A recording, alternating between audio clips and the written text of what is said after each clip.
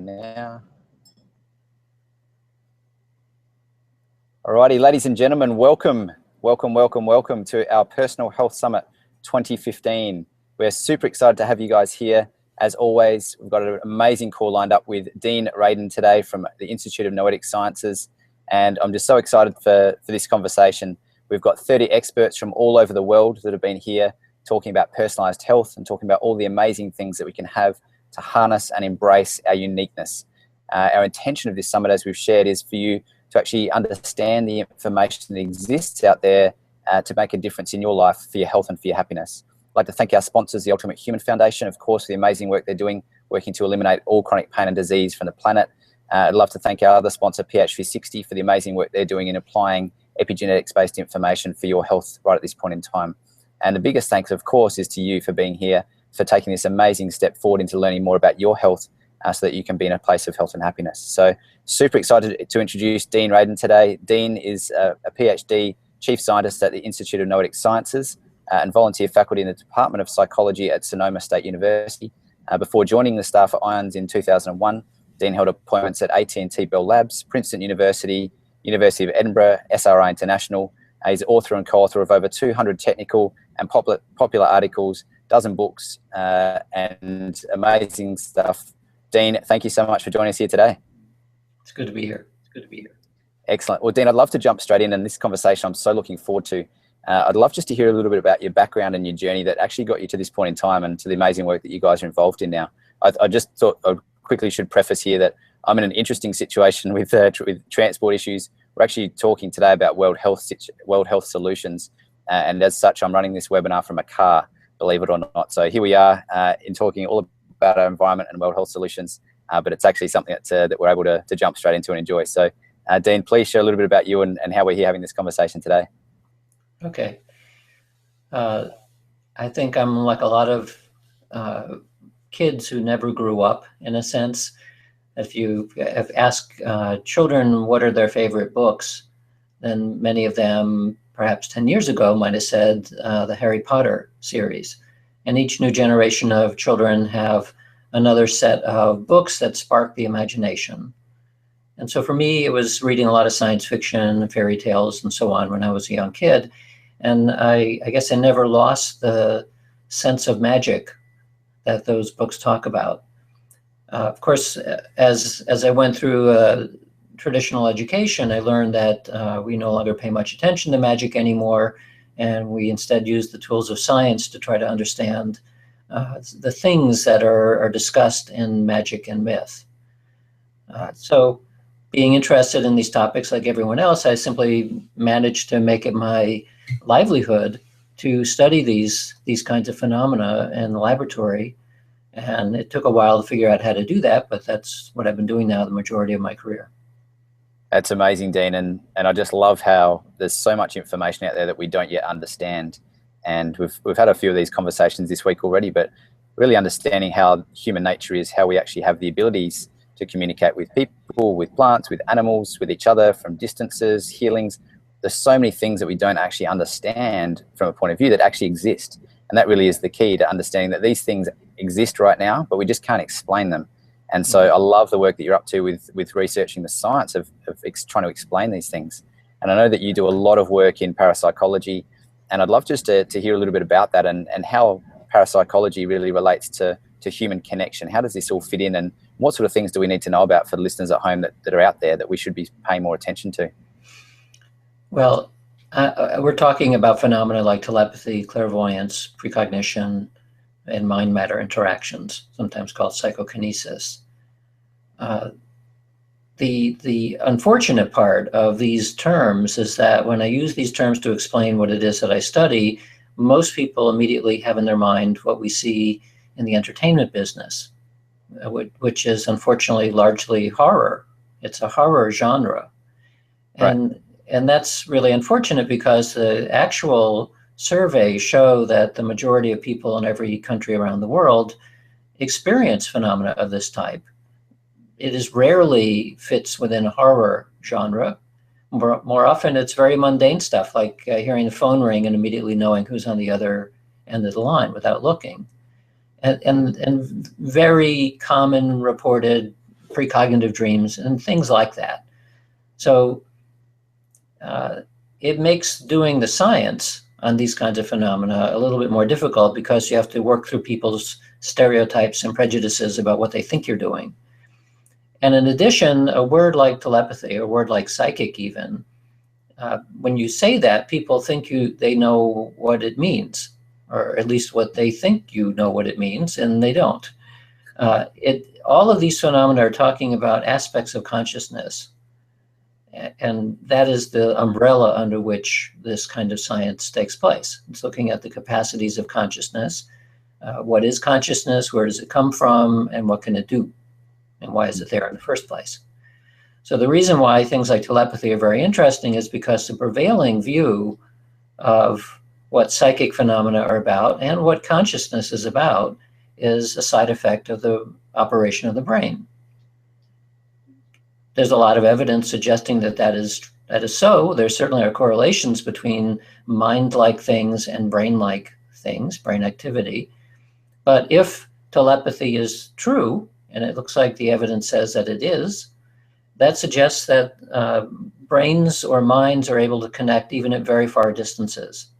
And we try to then figure out how would brains connect at far distances. As you probably know now, there's a lot of talk about artificial or synthetic telepathy, which is using the internet to connect brain activity from one person to the next. And big whoop, it works. I mean, obviously it's going to work, but genuine telepathy has no connection at all. Right. It's not the internet. It's nothing that we know about yet. It's maybe something, but we don't know what it is. And then that questions the underlying assumption within the neuroscience is that consciousness is all about the brain, because maybe it isn't. Maybe there's something else going on. So as you mentioned earlier, there are many, many more questions that arise as a result of doing this kind of research than there are answers. But that actually shows that it's a very rich area to look at. That the more we study the capacities of human consciousness, actually the less we understand about what's going on, which I think which from a scientific perspective is very satisfying. From a more popular perspective, it's frustrating because people want answers. Truth is, we don't have very many answers yet. Right. And I guess one of the first steps there is actually the work that you guys are doing, which is phenomenal. And for those that haven't checked out the Institute of Noetic Sciences, please take the time to go in there and have a look at the amazing work that Dean and the crew are doing there. It really is phenomenal of pushing the boundaries as to what we currently know and currently understand, and the things that actually need a lot of thought and attention. It's crazy how much resources we actually put in towards the things in very many different areas of life. But these things, which is more what we talk about as the future of health and the future of humanity, we don't put a lot of resources and time into those sorts of things. And it really is something that we need to stand up and realize that it's time to start to take note of these phenomena and to understand more about them, so that we can use them to harness our human potential that exists. Mm-hmm. And Dean, I'd love just to hear some of your thoughts on human potential and what you think. I mean, you've been involved in this area for so long now. What do you see as the potential for humans, or the potential for humanity? How does this connection work? How does you get to study and see people all the time who connect and who communicate through telepathy, who can look at things like remote viewing and observing objects in spaces that you would never know otherwise exist there. What do you see as the potential here, and what's possible for us as humans? Well, one of the presidents of IONS, named Willis Harman, who has simply passed away, but he had a nice saying, which was, perhaps the only limits to the human mind are those that we believe. That's kind of a paraphrase. But I think it's true that when you think about potentials, it does seem as though the limit of our understanding is where our imagination ends. And so I don't know that there are any limits at this point. Certainly, if you look at the historical lore, and I'm most familiar with the lore about yoga, since I wrote a book on that topic, but you find this in other areas as well, that there are legends, certainly, of what we would consider to be superhero type abilities that some people were able to gain either through grace or through grit. We don't know at this point whether these superhero type abilities will actually exist or not, but we do know, even from television shows now, they're showing people with unusual skills, that the range of abilities that people display even now without any special training or anything other than talent is huge. We tend to focus on what the average person is like. And that's going to change in every domain, because with big data now, we're able to deal with individuals and not simply averages. But every time you look at an average on anything that you wish to measure, we're dealing with something that's going to look a lot like a normal curve. And that means that there are going to be people who are 3 and 4 standard deviations off to the right, which have an exceptional amount of whatever that substance is, that skill is. And there'll be equal number who have no talent in it at all. So the kind of people I've been dealing with tend to be the ones that are far off to the right end of the curve on exceptional capacities that we call psychic, for want of a better term. But the same is true in sports, as we see in the Olympics, and it's true in every domain that we can think of. So where is our potential limits? I don't know. It's beyond our imagination, I think. That's such a great answer, Dean. I love it. And Dean, just for some of the listeners here who are relatively new to some of these concepts for today, would you just be able to help define a few terms, or help share your perspective on terms about maybe even what is consciousness, if we just start there? What is consciousness? There's a lot of talk about consciousness. There's a lot of talk about mindfulness, and that's starting to become a lot more popular and mainstream.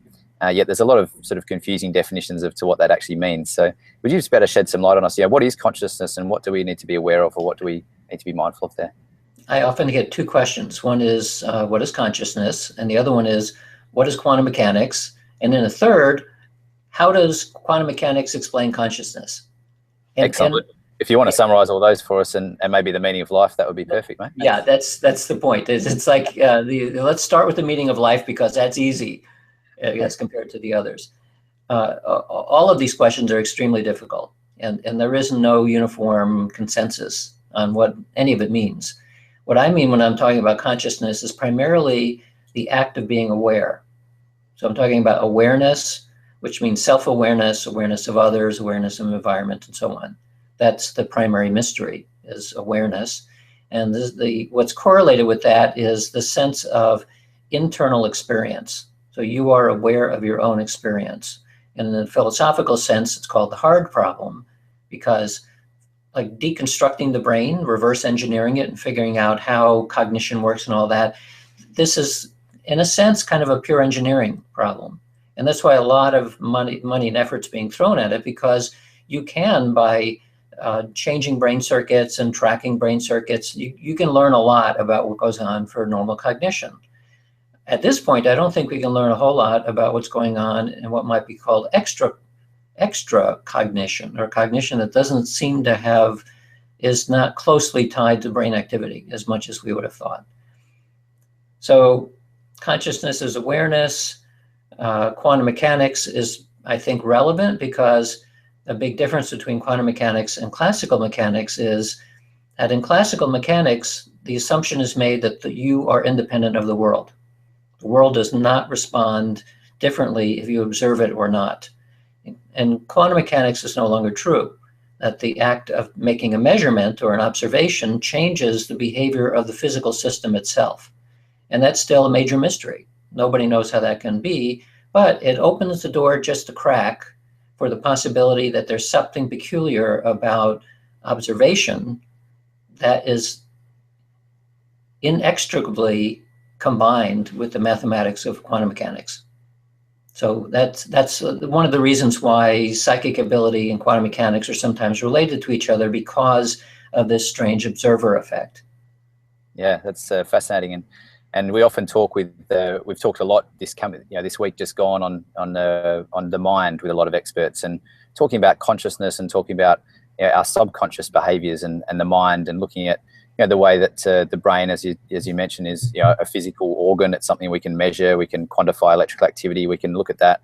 And I know the studies that you guys do are looking at different capacities of people who do these, have these gifts and healers, that what actually happens in their brain relative to what happens in the brain of someone who's receiving the healing, or those sorts of things too, which is fascinating.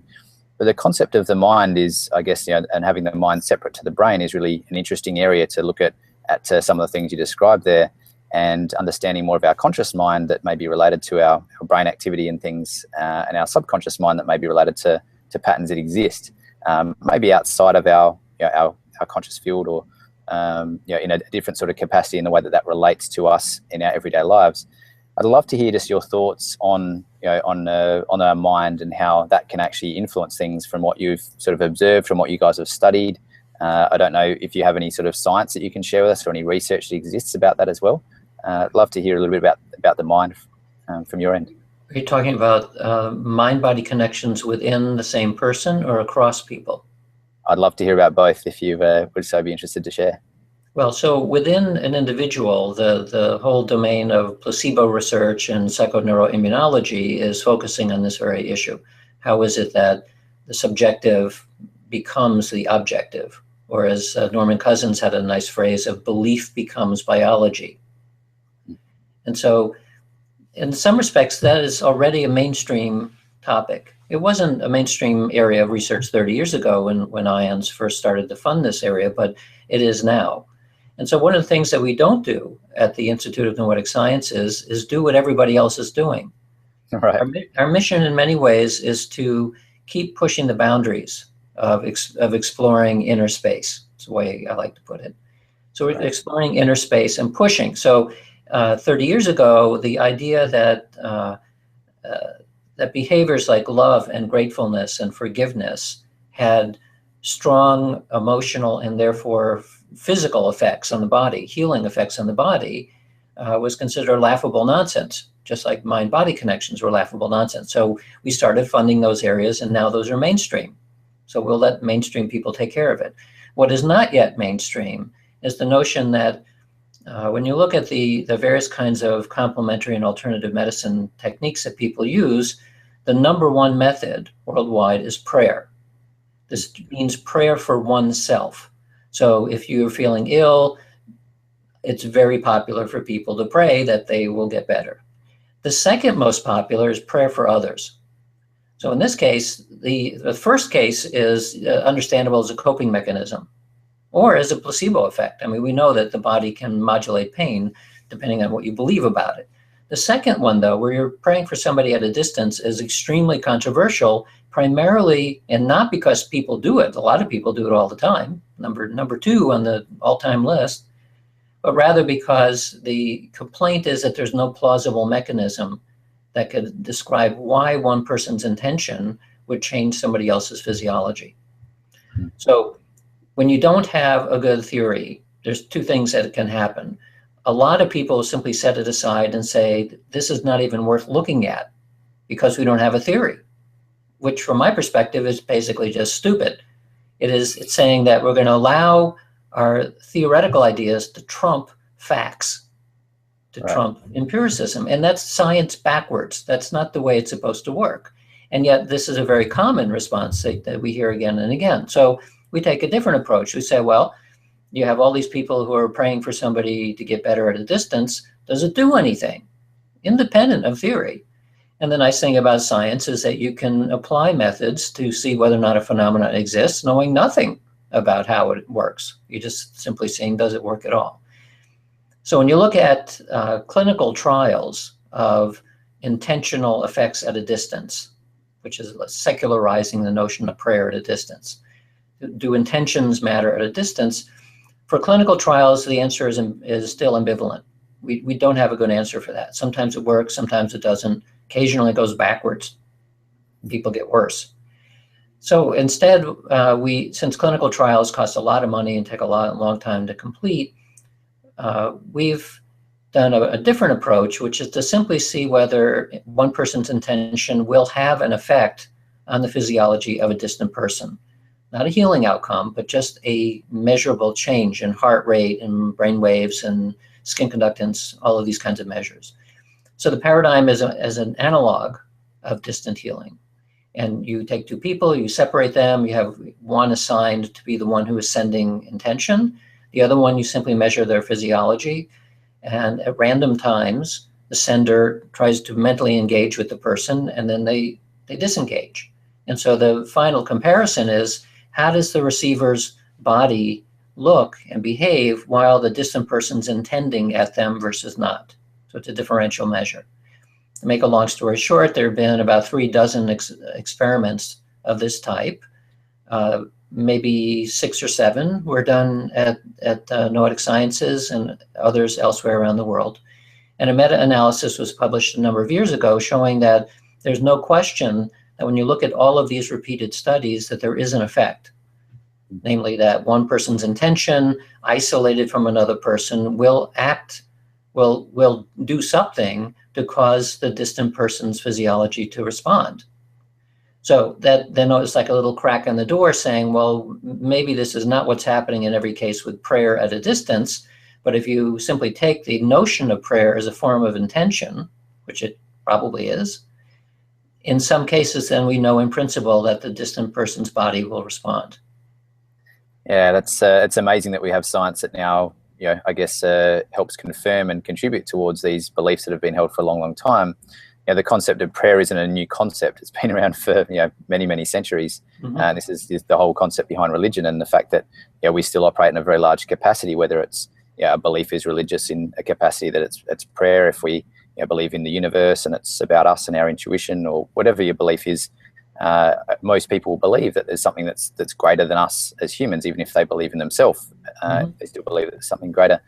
And so it's just amazing to see how you guys are actually looking at quantifying these actual phenomena. And I love the fact that you're pushing the boundaries in areas that haven't been commonplace, and when they do become commonplace, you move on to the next, which is really fantastic. So Dean, just an interesting thought about that as well, and I'd love to hear a bit about what you guys are up to in this field, is looking at the collective consciousness, and looking at if I'm able to have some intention or have prayer for one person, I might be able to affect their physiology, which is now proven by science. What about a collective? What about if we have this notion of a collective consciousness, that we're all part of each other in some capacity that maybe we can't explain yet through science? But what about if all of us, what about if there's a group of 100 people or 1,000 people or 100,000 people that are all praying for the one thing? Have you got any sort of insights or any perspectives on that for us? Yeah, so in terms of laboratory experiments, the usual number of people tested in any given time is 1. Right.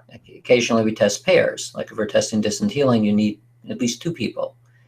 For testing more than 2 at the same time, it becomes very similar to what's known in physics as the 3-body problem. A lot of physics is based on understanding the behavior of how 2 things interact.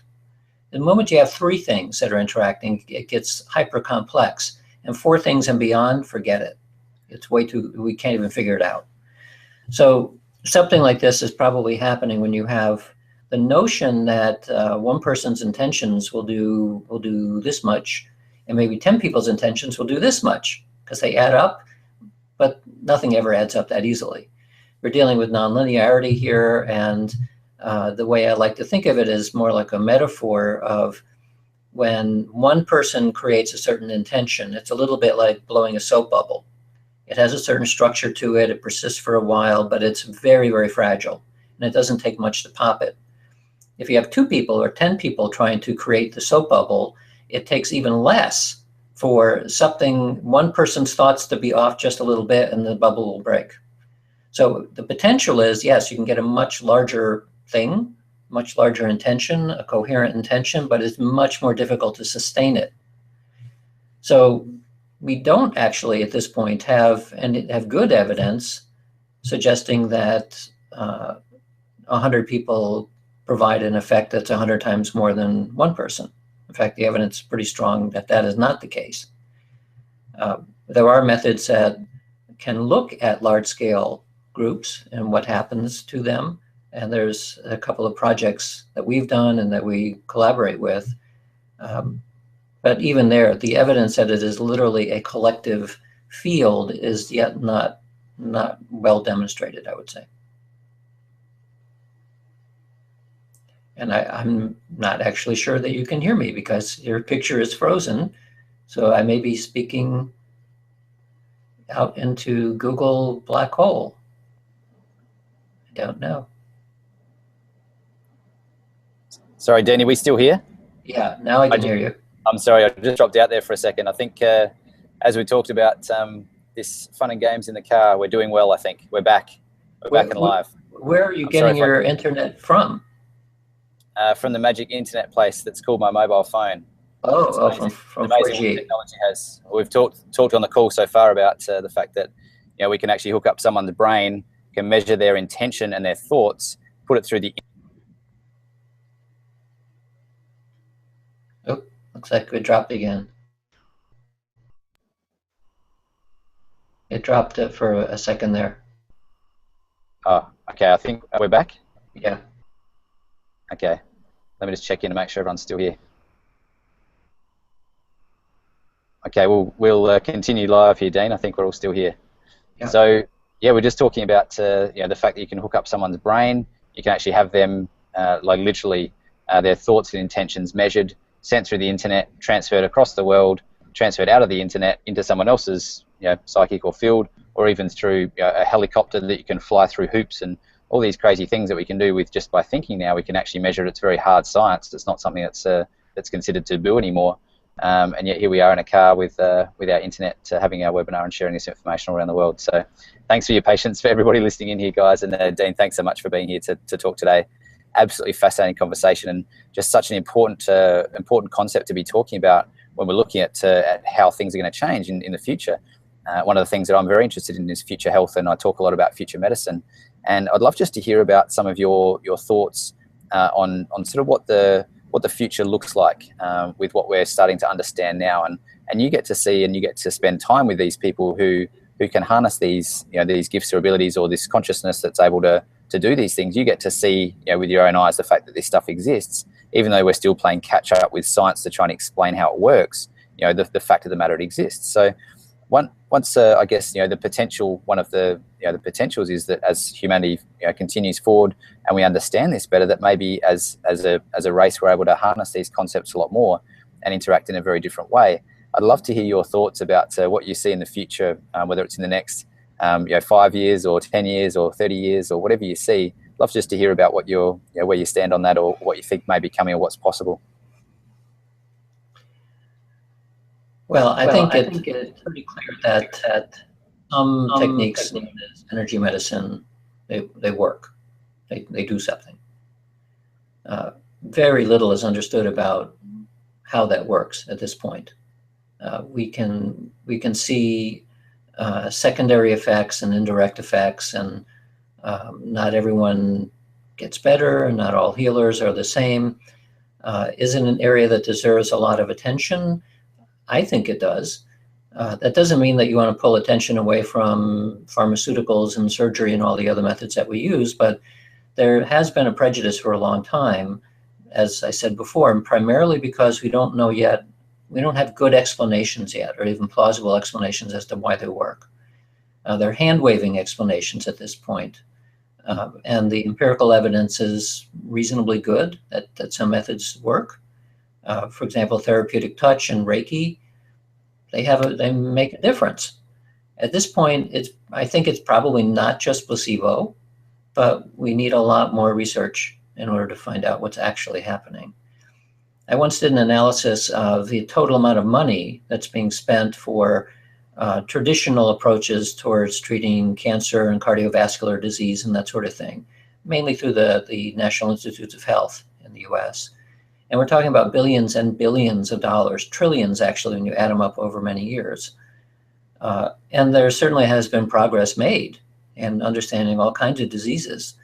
But I think there's also been an exclusion of other techniques that, for one reason or the other, have been set aside as being insufficiently interesting, or who knows what reason. That that we don't have good explanations for yet. And that's where the National Center for Complementary and Alternative Medicine has been designed to address these kinds of issues. And they have supported some research, but even there, large sections of research that could be done haven't been done. So we don't know very much yet about what the future of medicine is going to be like, other than in a very conventional way. There will be better instruments for visualizing what's happening, better pharmaceuticals, Are we going to get to a place where people will walk into a machine that does something electrically, like electric fields? I don't see any reason why not, because we had machines like that 50 years ago that were more or less suppressed, and I think they were probably onto something. So the future of medicine, as and the future of almost anything we can think of, is as much a political and sociological issue as it is one of science. The science of what we do, we're studying unusual phenomena, but the science is the same as any other science, any other domain. So science is very powerful in figuring out things, but if you don't have society behind you and interested to fund that kind of research, then basically we remain ignorant.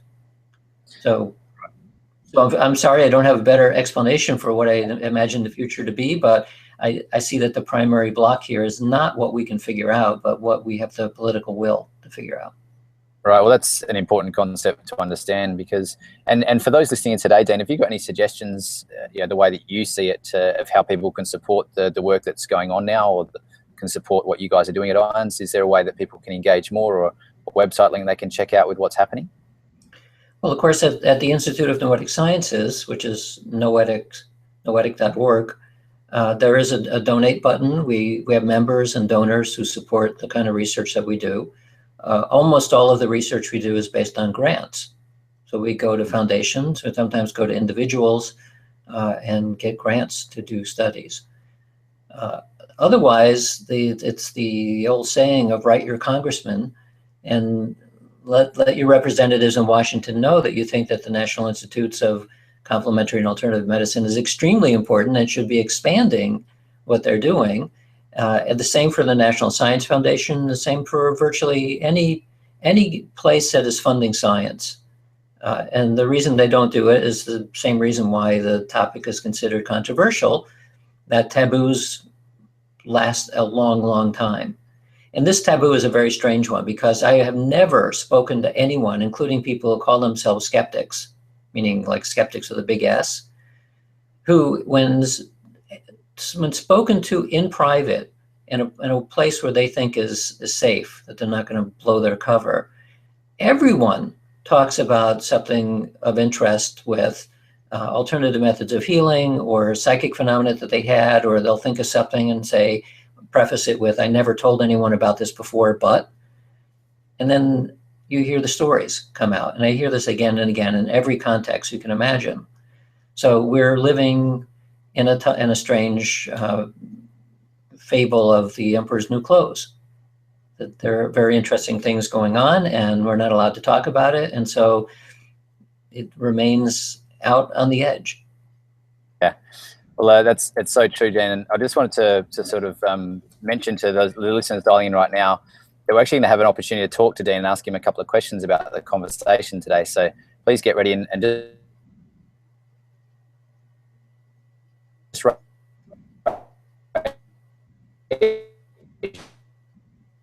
Yeah, your internet is breaking up. And in the Google Hangout about the environment, actually. And I was just interested in your thoughts of what you've seen with the human and nature connection, and ways that you may have seen people with communications or even understanding about the relationship between humanity and an environment from your perspective, and maybe even some of the work that at IONS that you guys are either doing or involved in or have heard about. I lost the very first part of your question there because the screen froze. Okay, Dean, sorry. And again, apologies for my connection today, guys. I thank you for bearing with us here. So I was just referring to some of the conversations we've had this week with some experts, which have been great conversations about the environment and about the connection between the human and nature, and some of the insights that we're able to receive, or communications or connection that exists. And I'd just love to hear from your perspective some of the things that may exist out there, or some of the insight you can shed from where you guys are. The main environmental factor that we pay attention to is the geomagnetic field. And so the geomagnetic field is a magnetic bubble, basically, that surrounds the Earth. If it wasn't there, we'd all be dead. Probably right. Life would not have formed without that bubble, because it keeps away the supercharged energetic particles from the sun and deflects it around the Earth. We know, and there have been many studies now showing that the human health and behavior are correlated with the geomagnetic field. It's about a half a Gauss, 500 milligauss field, but it's slightly moving all the time. It's moving because the field is like a giant bag of water, so it's kind of moving around as it gets buffeted in space by solar particles. So if there's a magnetic storm, if we get hit by a huge number of particles all at once, it'll set this magnetosphere ringing, basically. It like bangs on it and it starts ringing. It becomes destructive around the world. And incidents of violence increase, accidents increase, cardiovascular problems increase, all kinds of things increase that are related to changes of activating the nervous system, not just in humans, but all life on Earth is affected by these magnetic fields, including psychic phenomena. So psychic phenomena improves during times of quiet geomagnetic fields, and it gets worse in times of noisy magnetic fields. So that's a geocosmic correlate to what many people think of as a very subtle form of human performance. It's not too surprising when you think about it, because since we know that the magnetic storm will agitate the nervous system, people will feel more anxious and so on, it becomes a distractor. That we may not know that there's a magnetic storm, but people will feel irritated, they'll be distracted and so on, because the nervous system is being shaken like this. And not surprisingly, people are not as psychic then either, because it's like trying to be psychic with somebody's hitting your head with a hammer. Right. So quiet geomagnetic days are better on almost every dimension you can think of. That's absolutely fascinating. And even just these bigger concepts, Dean, that I just find fascinating, and they're just so important to be bringing so much science to. Even the concepts of astrology, that's been a very taboo topic for a long time in the science fields for sure. And understanding it, it's really kind of weird how we think of things, from humanity. We know that we mentioned before, you can hook up a brain through the internet, and we accept that as, okay, cool, that's gospel. But for a brain to talk across without having an internet there, we think it's just crazy. We sit here and we understand very clearly scientifically that the moon has a geomagnetic force that influences our tides and changes things on our Earth. Yet it seems crazy that it would affect us as humans. This massive magnetic field that we know we have as humans, that doesn't affect even of astrology. I'd love to get your thoughts or perspective on sort of the relevance or the science behind that, and what you see or how you see us incorporating or understanding that in the future as well. You mean our understanding of the larger environment that we live in? Right, even outside of Earth environment, yeah. Yeah. Well, the more that we spend time thinking about getting off the planet and exploring space, the more important that becomes. So we know a little bit now about the space environment through the various probes that we've sent out into space.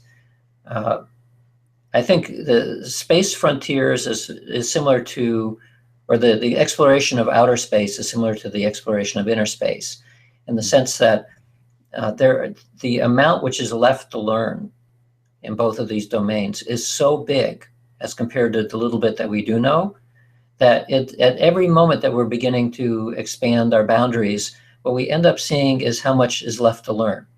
So this great quote that I like that Terence McKenna says, which is that as the bonfires of knowledge grow brighter, the more the darkness is revealed to our startled eyes. Wow. And I like that metaphor, because what it's basically saying is that we live in a world of ignorance, and through various means, science and contemplative practice and lots of other techniques, we attempt to illuminate the darkness, figure out, what's happening. When you do that every time you begin to illuminate the darkness, the bubble of black around you, that where the light doesn't go out to, gets bigger and bigger and bigger. Eventually you get a really bright bonfire, and if you pay only attention to that, then you say, wow, we know a lot. But if you then look beyond that, you see that the dome of darkness is much, much bigger than it was before. So it's our startled eyes are looking at what we now have questions to ask about that we didn't even know before. So the same is going to be true about influence of the space environment, and the influence of what we might think of as of inner space. They're both major unknowns. Wow, that's fascinating, Dean. I love your perspective on all of this. It's just really amazing. Just quickly before we do take a couple of questions here, Dean, how can we've talked a lot this week about amazing concepts, and this is a very big conversation we're having today about lots of different things that we haven't yet got a great understanding about. How can this relate back to our health? You know, you've told us that you can have people from a distance that you've actually measured in laboratories that can change their physiology and their biometrics that we can actually measure objectively. How does this apply? How can we start to harness this this knowledge and these new fields that we're studying with science to influence our health? This whole summit series is all about our health. What sort of insights do you have for listeners at home? What sort of things could people be considering and even keeping in their awareness or their minds about some of these concepts that are coming that can be very tangible to influence us in a positive way? Well, this is going to sound very simplistic, but that's only because I think that's all that we know. Of the various things that an individual can do for their health, the primary one is to lower stress. So it's not possible to, unless you're independently wealthy and live on an island where people serve you hand and foot, most people live stressful lives. Simply the act of doing one's job and driving around, so on, all of it is stressful. Well, if stress is allowed to accumulate and not be allowed to be dropped, that's a prescription for ill health. The body needs a way of getting rid of the stress. The stress is good, but not if it's chronic and never goes away. So what I generally recommend is you find something that will allow the stress to dissipate. What I do is a combination of exercise, mild exercise, usually in the morning, combined with meditation. So do the exercise once and meditate in the morning, and then meditate in the evening. On those times where I do it diligently, there's a vast difference in how I feel. And the easy way for me to test is what's happening to my blood pressure. So if I take a vacation for a while and don't exercise and they don't meditate, after as little as 3 or 4 days, I can tell that my blood pressure is going up because I'm not finding a way of relieving the built-up stress. And it's as I said, it only takes a couple of days for that to happen. So it has to be a discipline that you basically follow every day, whether you think you need it or not, and then it makes a huge difference. So right. That's I think the easiest thing that anybody can do. A little bit of exercise, a little bit of meditation goes a long way. Right, fantastic. And Dean, one of the other things, we've just got a couple of people that are going to join us in the Hangouts now as we go for some questions. But just the last thing on that, we talk a lot about personalised health in the fields that we move in, and we refer a lot to epigenetics. And one of our major sponsors, PH360, is looking at the tangible way to apply the epigenetic knowledge to the individual for understanding in things that are good for them in terms of exercise or meditation and all those sorts of things. I know that you guys are doing some interesting research on epigenetics at the moment. Would you mind just sharing for maybe 1 or 2 minutes about what you're up to and what you're looking at in the laboratory there? Because it's a conversation that I really enjoy, actually. And hopefully listeners at home have heard a bit about epigenetics this week, and you guys are really doing some great tangible research in that area. Well, on that front, we're looking at the effects of various kinds of therapies. It could be everything from Qigong to you name it, other kinds of therapies that may be mind and body, or just mind or just body, and seeing what is happening to gene expression, primarily stress-related genes, but we can look at other things as well. And the end goal of this line of research is to show that there's a way to demonstrate that simply by changing one's perspective about things, changing belief, changing attitudes, and so on, causes the body to behave in a different way because genes are actually being expressed in a different way. So that's I don't want to go into details on it because part of the actual technique that is being developed is at this point proprietary because it is probably a patentable concept. It's a new, very simple way of allowing people at home under any circumstances that they want to be able to measure gene expression changes and actually track it. Fantastic. So that's what we're working on. Excellent, Dean. Well, thanks for sharing some insights there, and we'll certainly, yeah, love for you to hear, or for you to keep us posted on that. So, we've just got some people joining us. Sophia happens to join us today. I know that you're on a call at some stage throughout this week, Sophia. So, if you're able to unmute yourself, and if you've got a question for Dean, that would be fantastic. Thank you so much. Great. Hi, Dean. Hi. My question is, in your scientific work or in science in general, how do you take into account the observer effect that you discussed, you know, this idea of quantum mechanics? Is it taken into account, and if so, how? Actually, we have been studying the observer effect at the quantum scale for 7 or 8 years now, primarily to see whether the effects actually produce an objective change in a quantum mechanical system. And to make a long story short, the answer is yes, it does make a difference. But in a more general sense, the notion of observer is important in all of these studies because it means that the experimenters cannot be extracted from the experiment. So in a classical system, you imagine that the experimenters are simply passive observers out there somewhere and don't make any change in the system that's being studied. But that's never been the case. Anytime there's an observer, there's a change. But here we're talking about a more explicit change, that the intentions and attentions of the experimenters will affect the experiment. So the only way of getting around that is to choose experimenters who have different a priori beliefs and different intentions. And so colleagues of mine are doing experiments of this sort, where we recruit people who have recruit experimenters who have different ideas about what sort of outcomes they expect to see, and then you can see whether or not that is actually having an effect on the outcome. And I think it probably will. So it becomes more like a meta-experiment rather than an experiment. It's experimenting on experiments. And it is an issue, yeah. Great, thank you so much. Thanks, Sophia, for joining us. A great question, and thank you, Dean. Sophia, I'm just going to drop you out of the loop here, and we have Jan who's joined us as well. Jan, you're on mute at the moment, but if you've got a question for Dean, I'd love you to unmute yourself and fire away. Okay, can you hear me? I can. We can hear you, yes, absolutely. Okay. Thanks for joining us, Jan. Oh, a pleasure.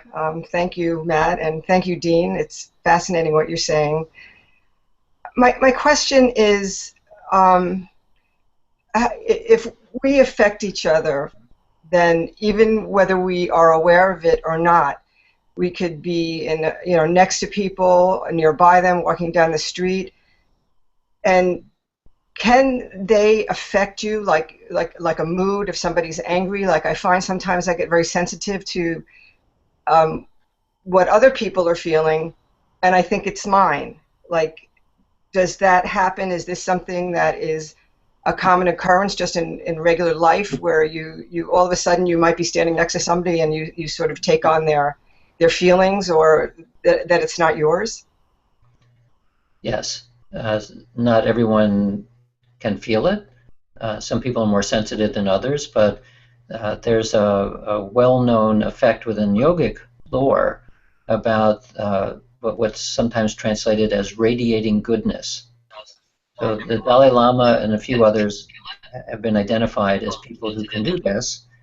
And ultimately what happens is that you can be around someone like the Dalai Lama and simply feel good in an unexpected way. But the flip side is also the case. Some people have radiated badness, in which case you can start feeling badly, and if you haven't learned how to discern the difference between what's coming from you and what's coming from the outside, you would feel buffeted a lot. So what would be a way that you could do that, to recognize when something is from you, or sometimes you just think like, wow, all of a sudden I'm feeling different, or my mood's changed? How would one person recognize whether it's theirs or not? Well, again, here's where meditation is useful, because meditation is all about diving deep into your unconscious and getting a sense of who and what you think you are. So if you get used to that and you understand what that is, then when things come along that don't fit what you are, it's more likely coming from somebody else. Okay, thank you. Excellent. Thank you, Jan. Great question, and thank you, Dean, so much. Jen, I'm just gonna drop you out of the hangout here. Nothing personal.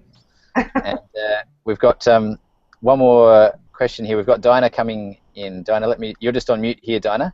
But if you want to unmute yourself, and we'd love to hear your question for Dean. Thanks for joining us. There should be a mute button somewhere just down on your screen, Dinah, if you can hear me.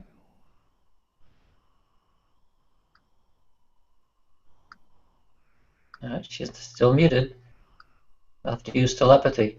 There we go. There we go. Yeah. It worked. Well done, Dan. Am I here now? Yes. You are, Dinah. We can Can you hear you hear loud me? and clear. Yes.